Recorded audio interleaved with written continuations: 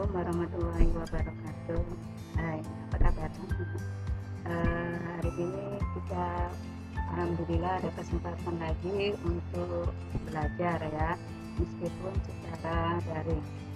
Baiklah, untuk hari ini yang akan kita bahas tentang merancang informasi, tujuan dan esensi dalam karya ilmiah.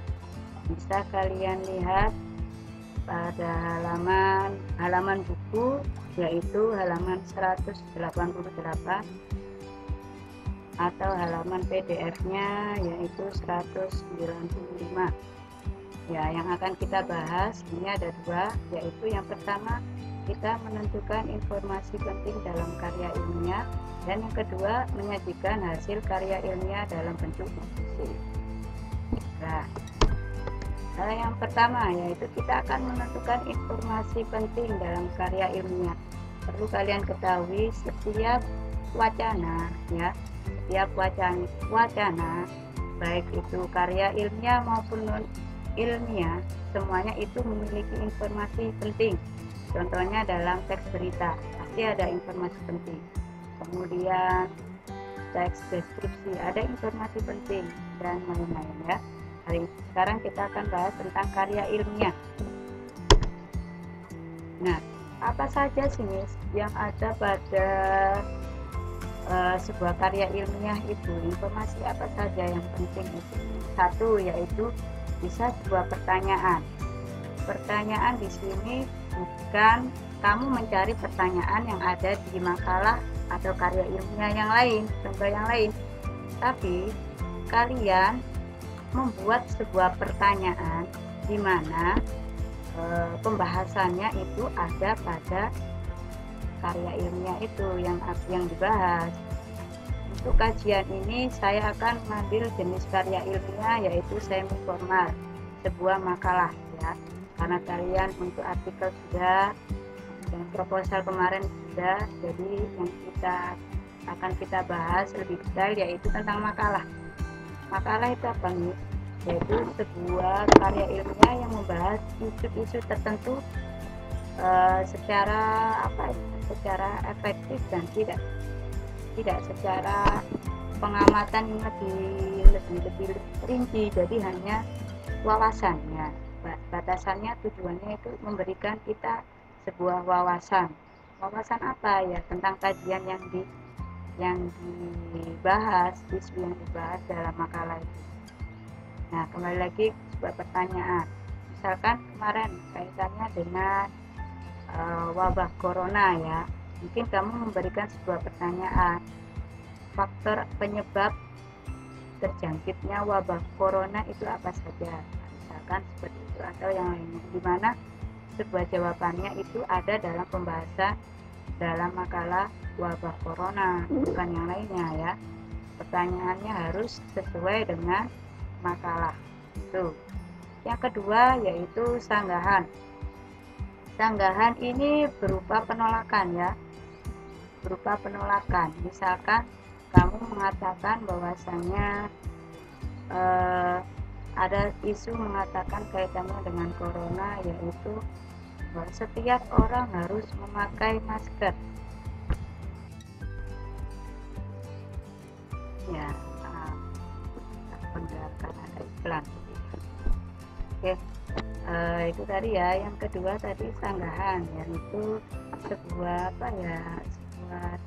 tanggapan ya, dimana ini berisi tentang penolakan, menyanggah bahwasannya isu yang disampaikan itu misalkan kurang sependapat. Nah, di sini kamu bisa memberikan sebuah kalimat-kalimat sanggahan. Misalkan kaitannya isu tadi, karena wabah corona setiap orang harus menggunakan masker untuk menghindari wabah corona. Kamu beri sanggahan bahwasanya untuk penggunaan masker itu lebih efektif ketika orang tersebut baru gejala corona, bukan tidak ada penyakit corona, tidak ada gejala corona memakai masker. Mengapa demikian? Yang pertama, kenapa tidak efektif?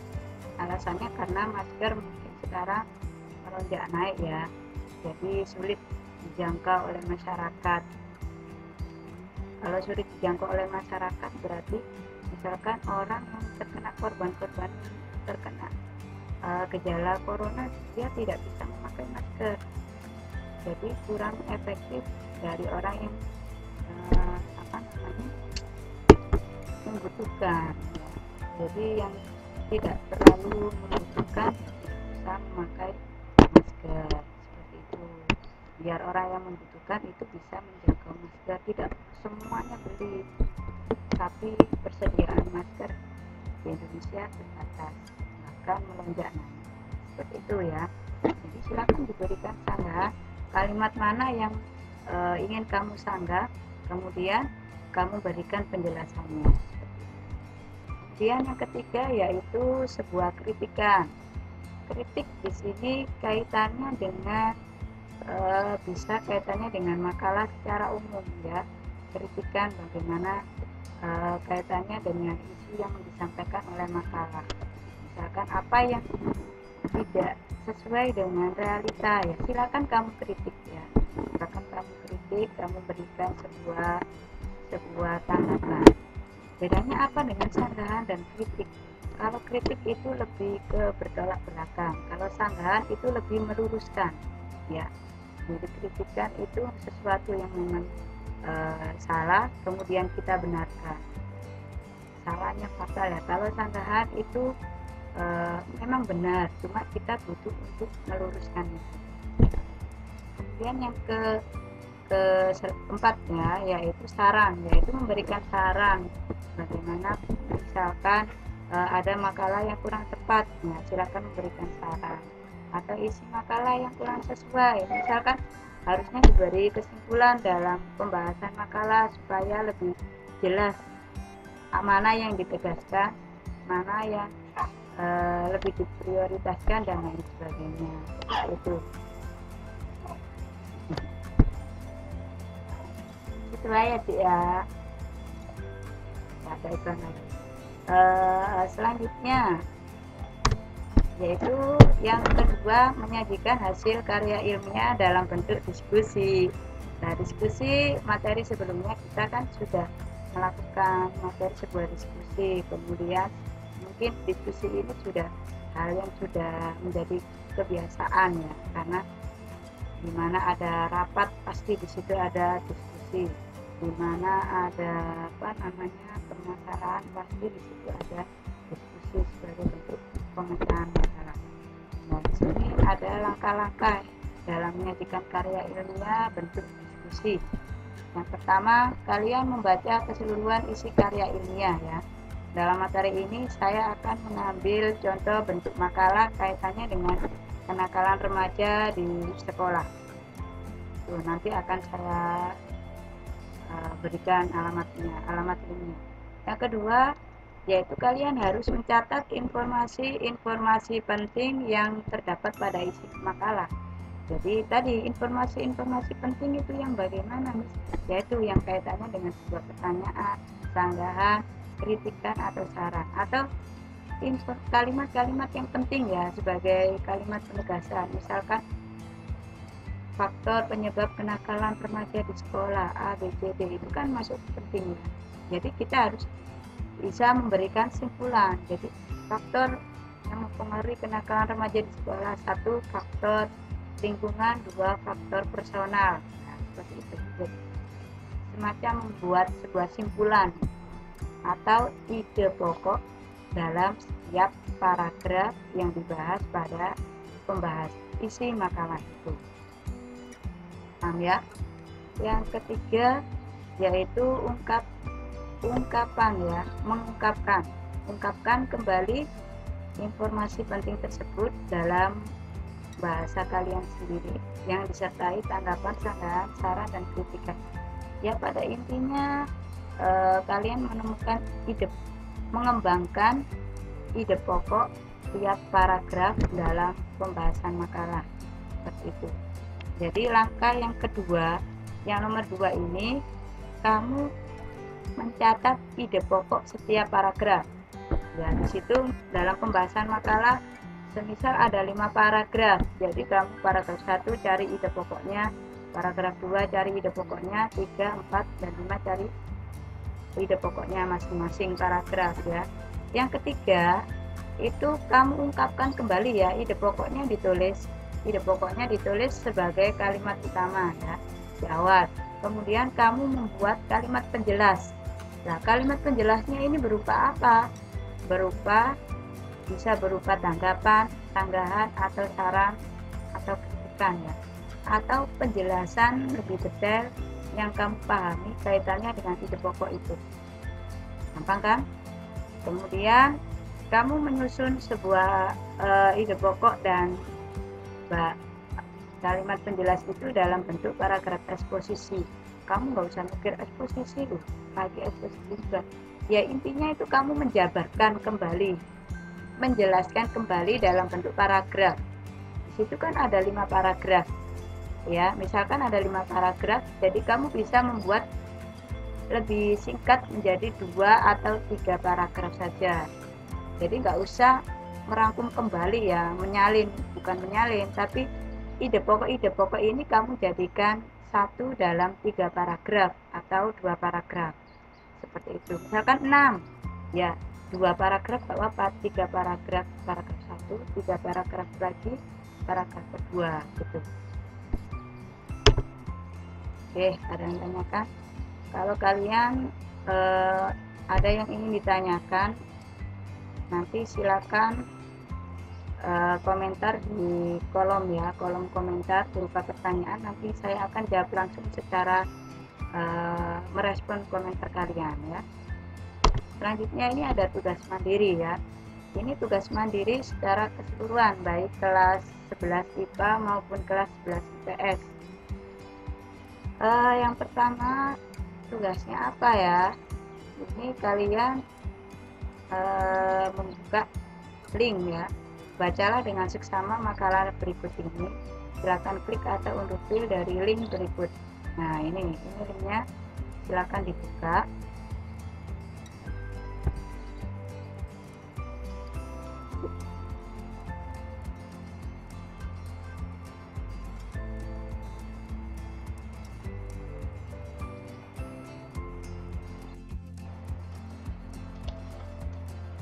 Nah, ini ada iklan lagi karena dan makalahnya dulu.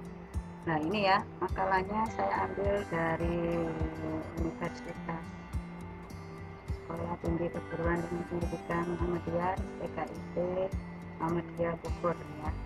Salah satu bentuk makalah yang judulnya tentang kenakalan remaja di lingkungan sekolah. Nah, ini langsung aja, ini penyusunannya.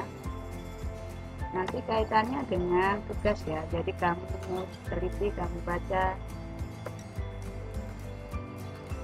Nah, ini ada daftar isinya ya. Baik, berarti kan ada 1, 2, 3, 4, ada 4 yang dibahas dalam pembahasan. Nanti yang kamu kerjakan, yang kamu bahas ya kaitannya dengan pembahasan ini aja, tidak perlu merangkum yang lain ya. Misalkan mencari informasi-informasi penting ya, ini kaitannya dengan bab 2 aja, tidak usah kamu mencari bab 1 atau bab 3 atau bab yang lainnya ya. Kita fokus ke bab 2, langsung aja saya cari bab ini, bab 1-nya. Kemudian ini ada bab 2-nya, yaitu ini pembahasan tentang kenakalan remaja di lingkungan sekolah ya. Nah, ini tentang definisinya. Kemudian yang B, nah pada intinya gini, nanti kamu silakan, kan ada empat subbab ya, yaitu kenakalan remaja. Kemudian ini ada babnya ini, sebentar. Ini ada kenakalan remaja di lingkungan sekolah berupa definisi ya. Ini kamu cari intinya aja, kamu rangkum aja intinya. Kemudian sini faktor-faktornya juga kamu cari intinya, bentuknya kamu cari idenya. Kemudian yang D juga kamu cari idenya ya. Ini kan terdiri dari 4 ya. Nanti kamu jadikan 2 paragraf, A dan B 1 paragraf, C dan D 1 paragraf, seperti itu. Ini kan pembahasan definisi ya, nanti bisa kamu pakai bahasamu sendiri, bagaimana menurut bahasamu sendiri. Nah, ini ada yang B, faktor penyebabnya. Kemudian yang C, ini ada bentuk kenakalan remajanya.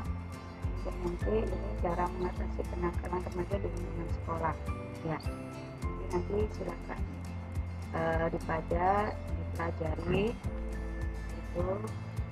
Bentar ya, saya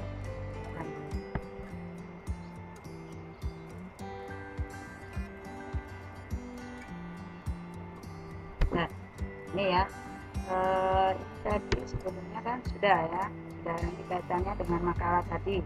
Yang selanjutnya kita mulai tugas mandiri ya. Ini untuk tugas yang kelas 11 IPA ya, saya jadikan satu pembahasan biar gak 2 kali rekam. Tugas mandiri 1 untuk kelas 11 IPA hari ini ya, tanggal 25 Maret 2020.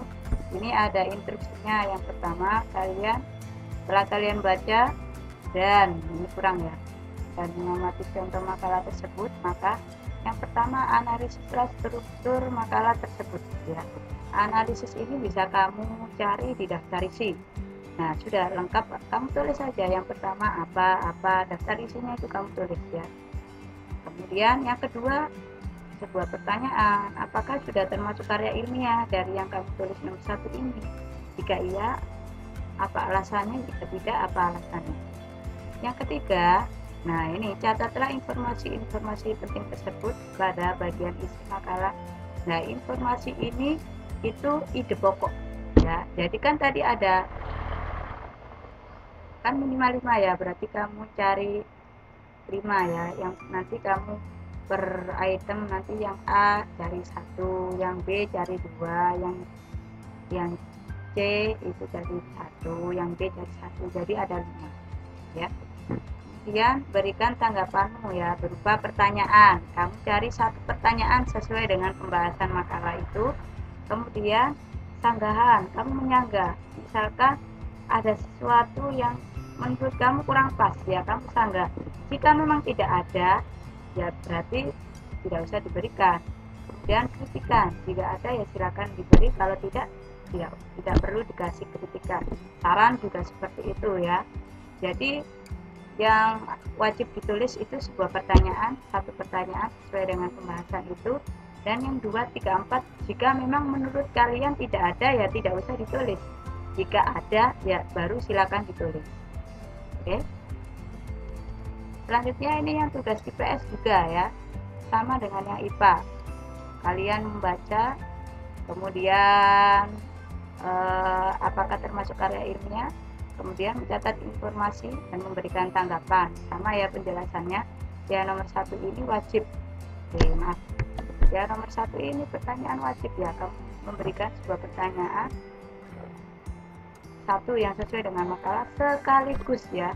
Yang IPA tadi juga sekaligus diberi jawabannya, jangan pertanyaan aja ya. Jawabannya juga ditulis di situ. Kemudian yang nomor 2, ini nomor 2, nomor 3 dan nomor 4, ini kalian tidak wajib ya.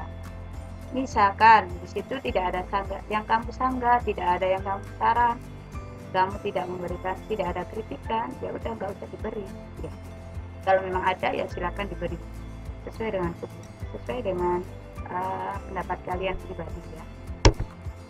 Kemudian yang kelas IPA ya, tugas IPA yang kedua yaitu untuk besok 26 Maret 2020, yaitu sajikan makalah tersebut dalam bentuk diskusi ya. Lihat step ketiga, membentuk paragraf eksposisi, yaitu memaparkan kembali apa yang sudah kalian bahas, yang dibahas tadi. Jadi kan tadi ada 4 bagian ya, kamu silakan buat 4 bagian ini, 1 bagian A dan B itu tadi 1 paragraf, dan 3, 4 1 paragraf. Jadi hanya bikin 2 paragraf saja. Bagaimana nanti ketentuannya Miss? Nah di sini ya, baik kelas 11 IPA maupun kelas 11 IPS. Ketentuannya yaitu kalian mengerjakan dalam bentuk Microsoft Word ya, semua tugas mandiri 1 dan mandiri 2, kecuali kelas 11 IPS hanya tugas mandiri 1 saja untuk besok hari Jumat ya, dengan nama file di Microsoft Word-nya ya. Ketika kamu menyimpan tolong dengan sangat tulis sesuai ini, jangan pakai judul tugas gitu aja atau nama saja ya, karena kalau pengumpulannya banyak nanti saya tidak bisa mensortir sesuai dengan format ini, berarti saya anggap kalian tidak mengerjakan. Jadi tolong hati-hati ya, penulisannya seperti ini, tugas ya. Kemudian ini tugas apa, kamu tulis tugas mandiri 1 dan mandiri 2. Kalau IPS berarti tugas mandiri 1. Kemudian spasi ada strip ya, strip tanggal tugasnya tanggal berapa ya. Kalau ini tanggal tugas ini sesuai dengan pengumpulan. Kalau 11 IPA tanggal tugasnya 26, kalau IPS itu tugasnya 27 Maret.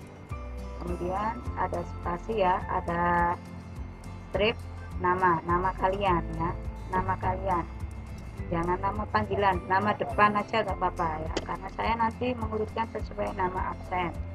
Kemudian spasi kelas kalian ya, 11 IPA atau 11 IPS ya, 1 sampai 13.00 ya. Jadi tolong yang lewat dari 13.00 saya anggap tidak mengerjakan ya. Jadi silakan jam 1 nanti besok dikumpulkan ya, jangan sampai telat ya. Dikumpulkannya lewat email saya ini seperti biasanya. Jika sudah mengumpulkan silakan kasih tahu saya lewat Hangout, ini saya sudah mengerjakan, atau ya kasih informasi kepada Hangout ya, karena kalau email terkadang notifnya tidak masuk, kalau Hangout langsung masuk, jadi nanti saya langsung bisa mengakses ya. Sudah itu saja yang bisa saya sampaikan untuk kelas 11 IPA dan kelas IPS untuk minggu ini. Saya nantikan, jangan lupa nanti jika kalian tidak memahami apa yang sudah saya jelaskan terlalu cepat atau yang mana, silakan kalian isi kolom komentar ya. Catatan presensi saya lihat di kolom komentar, silakan say hello saja atau apa, pokoknya kalian berkomentar di bawahnya yang saya terangkan video ini ya, sebagai bentuk presensi kalian, sebagai bentuk kalian sudah membaca. Bisa kalian download video ini, kamu putar berulang-ulang jika kamu tidak paham. Jika tidak paham lagi, silakan di kolom komentar ya. Miss Riza tidak melayani dalam bentuk hangout ketika pembelajaran ini, jadi pertanyaan silakan ditanyakan lewat kolom komentar untuk mengetahui apakah kalian aktif melihat ini atau tidak ya. Yang tidak memiliki akun YouTube, saya kira semuanya pasti punya akun YouTube ya, jadi yang tidak punya ya silakan bikin ya, caranya mudah, lewat pokoknya kamu punya email bisa bisa bikin akun YouTube. Oke, sekian dari saya, semoga bermanfaat, kita ketemu minggu depan ya. Akhiri, wassalamualaikum warahmatullahi wabarakatuh. Jangan lupa jaga kesehatan.